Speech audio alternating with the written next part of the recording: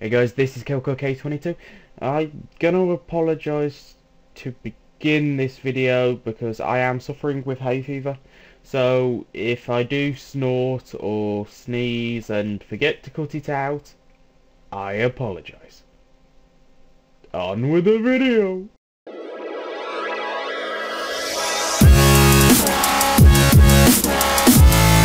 So let's go over the three newest items that are easily obtainable. The other items are not as much because they're creative only currently. I am going to do something with them, but for now they are creative only. And these three items that you can actually craft and get are the Tera Gem, the Lucky Schematic, and the Custom Glass Sword. Now I'm going to start with the Custom Glass Sword because it is pretty damn simple. So let's go in here and let's grab ourselves a durability display schematic, and I can show you basically what this sword is. And boom, durability display on it, and that's the durability. You only get 10 uses out of it, but it is a really strong sword.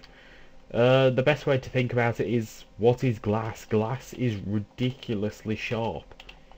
So yeah, I mean, I kind of wanted to have it so this sword has sharpness on it. That'd be kind of funny, but I decided not to, so you can still add your own enchantments.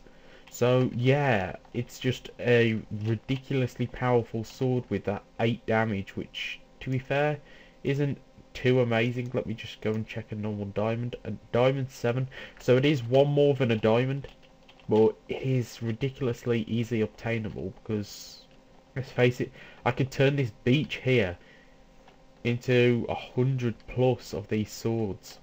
I mean, I could probably just turn that corner bit there into 100 of these swords. I mean, it's ridiculous, this sword. I mean, 10 uses, yeah, you're gonna have to carry a lot of them around with you, but I kind of really like this sword. If I load up the crafting guide and show you the recipe, looks like I forgot to add it.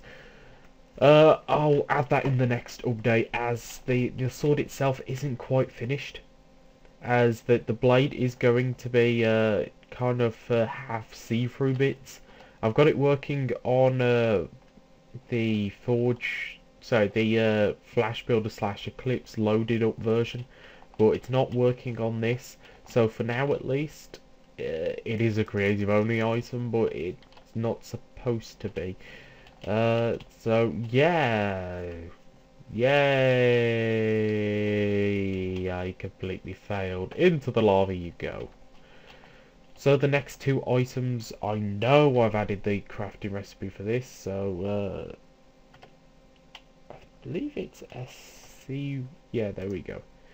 It's 8 pieces of gold and a blank schematic. This is shapeless, so you can put them in any order.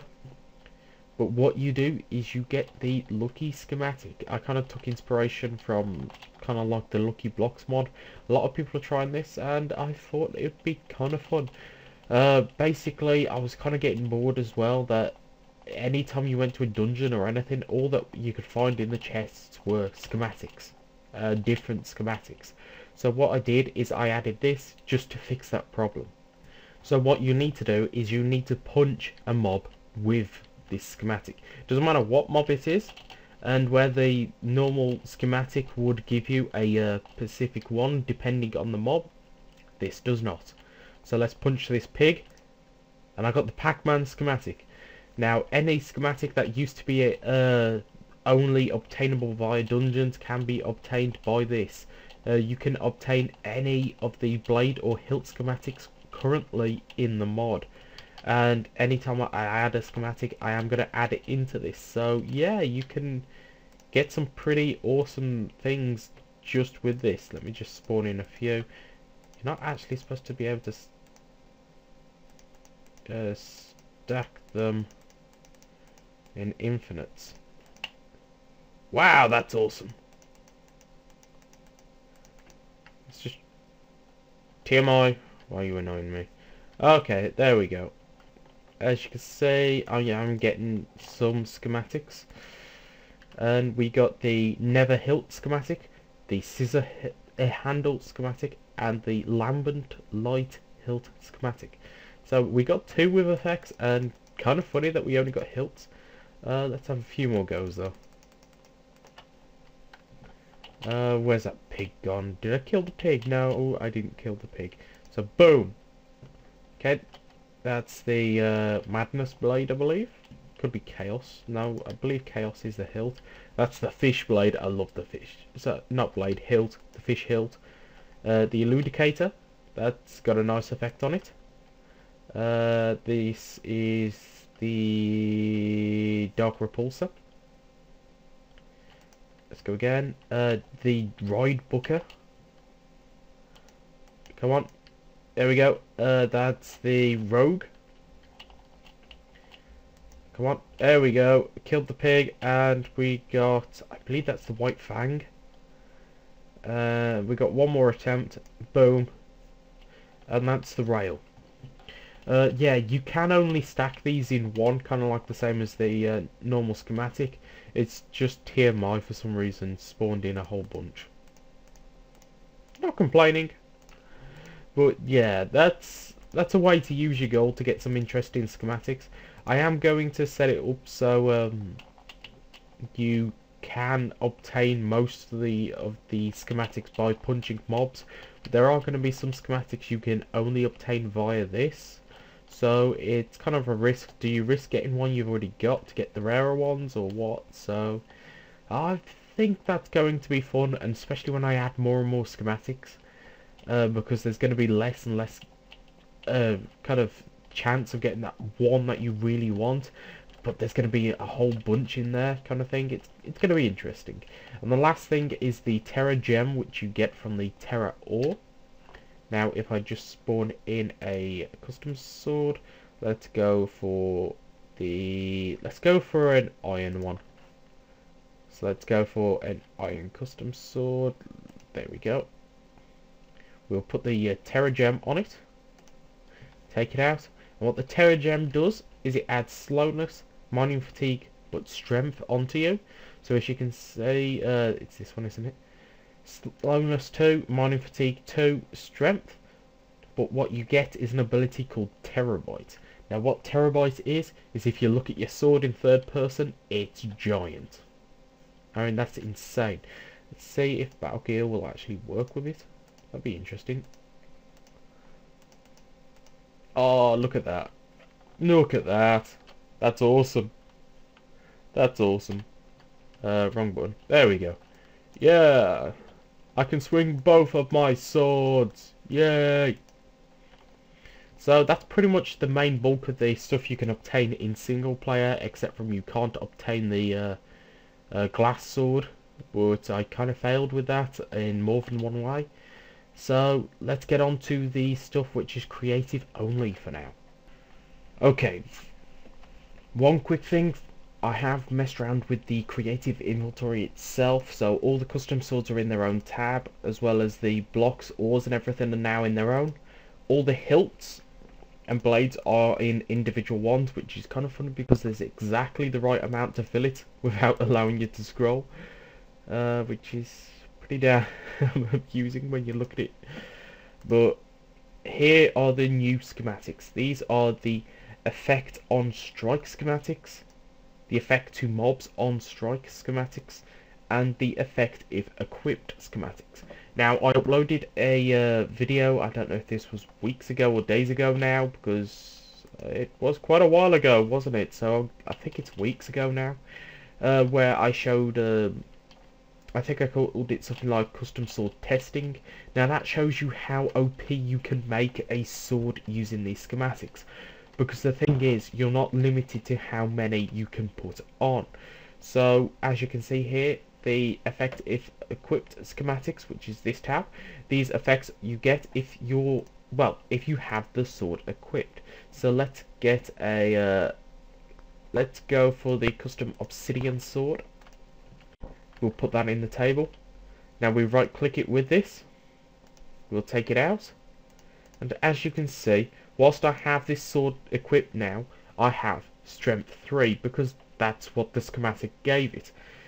but there is no limit to how many you can put on this. I mean, I've even got ones here where it sets you on fire on strike. I mean, it's perfect for adventure maps because you can seriously customize your swords now. So let's just go through everything you can do with your sword. So let's put a hilt on it. Let's put a blade on it. So boom, boom. So this is now our custom obsidian sword. We'll put it back in and we'll put the durability display schematic on it. So now it will display its durability. And we shall put a heart gem on it just because. So now you can see it's displaying its durability. It's got the strength if equipped, it's got the regeneration from the hilt, and it's got the auto heal from the actual gem itself. So let's see how much further we can put this. Let's go on the passive ones. Let's go for night vision if equipped, because that's going to be useful for cave exploring. So boom, we click it, now it's got night vision if equipped. Now effect to mobs on strike. Let's go for poison. Poison 4, why not? Weakness. Wither, yeah, that seems right. Instant damage. So let's put all these on it. Now these would be effects that are applied to the mob when you attack a mob. This could be anything from a pig to the ender dragon. So let's go for effects on strike. These are effects that are applied to you, not the mob. So let's go for actually that's a good idea. Let's go up here. Okay, let's go. What we got? Jump boost 4. That seems interesting. Let's go regeneration, and let's go resistance. Wither, nah. Heal, nah. I'm trying to look for speed. Where is it?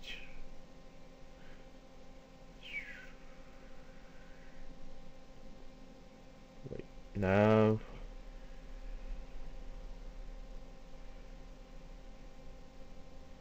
I've probably gone past it like 5 times. There we go. So let's put all these on it. Remember, if you're making these for maps, you can get it so it applies negative effects to you as well. So,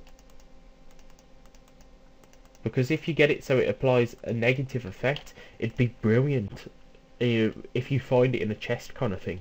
Because then it would be like, oh, awesome sword. Oh no, wait, it's not.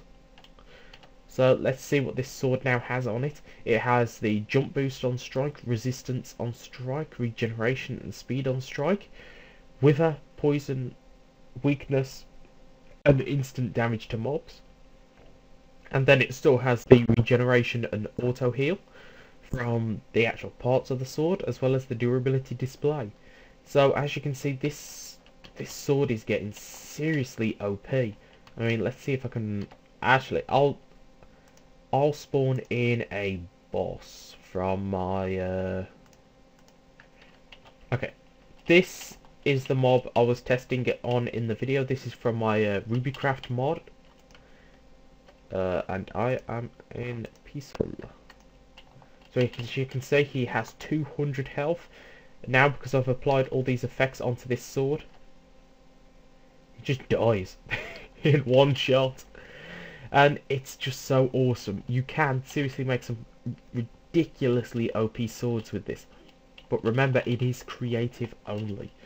So this is purely for people that want to make adventure maps. Because you can make OP swords, but you can tone them back. Like applying negative effects to you, or have your a ridiculously powerful sword that also heals your opponent, you can create some really interesting swords.